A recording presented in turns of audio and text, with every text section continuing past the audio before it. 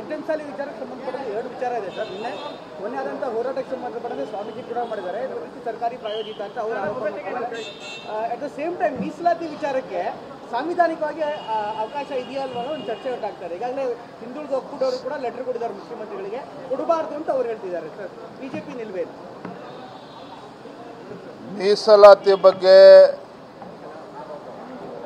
ಏನವರ demand ಇದೆ ಸಮಾಜದ್ದು ಅಥವಾ ಜಯಮೃತ್ಯುಂಜಯ ಸ್ವಾಮೀಜಿಗಳದ್ದು, ಇದ್ರ ಬಗ್ಗೆ ಚರ್ಚೆ ಮಾಡೋಣ ಸಮಗ್ರವಾಗಿ ಅಂತೇಳಿ ಮುಖ್ಯಮಂತ್ರಿಗಳು ಕೂಡ ಸದನದಲ್ಲಿ ಹೇಳಿದ್ದಾರೆ. ಅದು ಒಂದು ಭಾಗ. ಆದರೆ ಮತ್ತೊಂದು ಕಡೆ ರಾಜ್ಯದ ಮೂಲೆ ಮೂಲೆಗಳಿಂದ ಸಾವಿರಾರು ಸಂಖ್ಯೆಯಲ್ಲಿ ಆ ಸಮಾಜದ ಮುಖಂಡರು ಕಾರ್ಯಕರ್ತರು ಬಂದು ಹೋರಾಟವನ್ನು ಮಾಡಬೇಕಾದ್ರೆ ಒಂದು ಆಡಳಿತ ಪಕ್ಷದ ನಡವಳಿಕೆ ಹೇಗಿರಬೇಕು? ನಿಮಗೆ ಉಬ್ಬಿದ ರಕ್ತನಾಳ ಅಂದ್ರೆ ವೆರಿಕೋಸ್ ವೇನ್ಸ್ ಸಮಸ್ಯೆ ಇದ್ದಲ್ಲಿ ಫ್ರೀ ಡಾಪ್ಲರ್ ಸ್ಕ್ಯಾನಿಂಗ್ಗಾಗಿ ಹಿಂದೆ ಭೇಟಿ ಕೊಡಿ ಏವಿಸ್ ಆಸ್ಪತ್ರೆಗೆ. ಸರ್ಕಾರದ ಮುಖ್ಯಮಂತ್ರಿಗಳ ನಡವಳಿಕೆ ಹೇಗಿರಬೇಕು? ಹೋರಾಟವನ್ನು ಹತ್ತಿಕ್ಕತಕ್ಕಂಥ ಕೆಲಸ ಇವತ್ತು ಮುಖ್ಯಮಂತ್ರಿಗಳ ಕುಮ್ಮಕ್ಕಿನಿಂದ ಮೊನ್ನೆ ದಿನ ಏನಾಗಿದೆ, ಲಾಠಿ ಪ್ರಹಾರವನ್ನು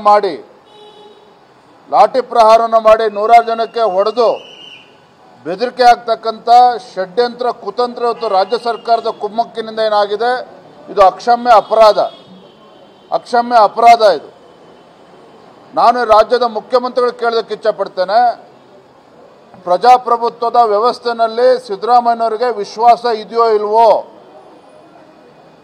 ಇದು ಕೇವಲ ಪಂಚಮಸಾಲಿ ಸಮಾಜ ಅಲ್ಲ, ಎಲ್ಲರೂ ಇವತ್ತು ನಾಡಿನ ಜನತೆ ಇವತ್ತು ಪ್ರಶ್ನೆ ಮಾಡ್ತಾ ಇದ್ದಾರೆ.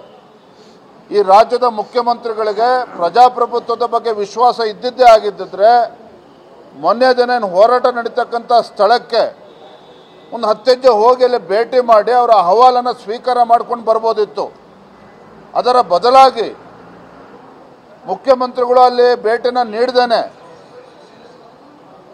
ಪೊಲೀಸರನ್ನ ದುರುಪಯೋಗ ಪಡಿಸ್ಕೊಂಡು ಲಾಠಿ ಪ್ರಹಾರ ಮಾಡಿರ್ತಕ್ಕಂಥದ್ದು ಅಕ್ಷಮ್ಯ ಅಪರಾಧ.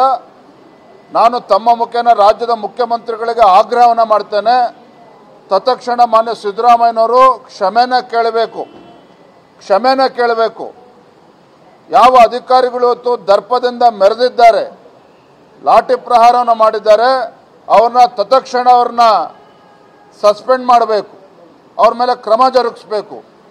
ಈ ಆಗ್ರಹವನ್ನು ಭಾರತೀಯ ಜನತಾ ಪಾರ್ಟಿ ಮಾಡ್ತಾ ಇದೆ. ಇವತ್ತು ಭಾರತೀಯ ಜನತಾ ಪಾರ್ಟಿ ಎಲ್ಲ ನಮ್ಮ